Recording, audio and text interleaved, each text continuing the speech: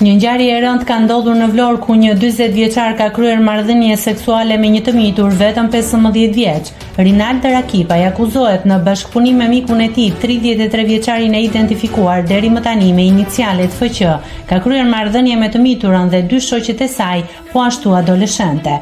Edhe pse pretendon se vajza e mitur ka kryer marrëdhënie me dëshirën e saj të plot, ai është vendosur në pranga dhe po përballet me akuzat. Marrëdhënia seksuale ose homoseksuale me të mitura dhe nxitja për përdorimin e drogës, ndërsa ka nisur procedim penal për 33 vjeçarin për veprën penale, nxitja për përdorimin e drogës.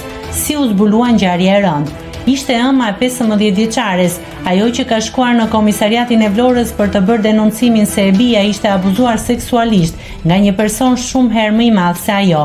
Ajo e bazoi kallëzimin e saj në rrëfimin që i kishte bërë e bia në gjendje të rëndë emocionale. Edhe pse e rënduar emocionalisht, e mitura ka treguar se ka shkuar me 40 vjeçarin në një hotel, duke theksuar se ka qenë me dëshirën e saj. Sipas saj, kishte kohë që komunikonte me të në rrjetet sociale dhe jo vetëm, po ashtu ka treguar se i dashuri i saj e kishte bindur që të merrte me vete edhe 2 mikeshat e saj, të cilat kishin pranuar që të shkonin me djemt në hotel.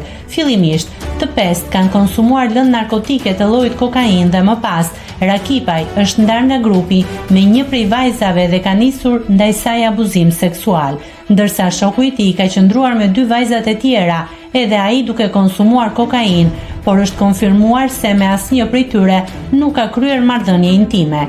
Gjatë marrjes së tij në pyetje fillimisht nuk e ka pranuar se ishte pjesë e grupit, por më pas, pasi u ballafaqua me prova, tregoi gjithë dinamikën e ngjarjes.